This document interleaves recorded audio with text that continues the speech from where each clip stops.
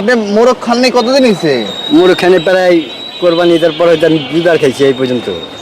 আর খান নেই? আর না কামাই নেই, আমার খাবো কই থেকে? তো আপনার মনে অনেক কষ্ট। জি মামা, আমার যে বলার বাইরে সীমিত, আমি যে যে কষ্ট আছি বহুত কষ্ট। আমার বাল বাচ্চা খাবার আমি প্রচুর কষ্ট করি, তাই ইতিহাস আমার বলার কিছু নাই। আবার অটো রিক্সা বাইরেছে, আমাদের পায়ের রিক্সা এখন কোনো দাম নাই, এই জন্য এখন আমরা অটো রিক্সা করতেও পারি না মামা, খাইতেও পারি না।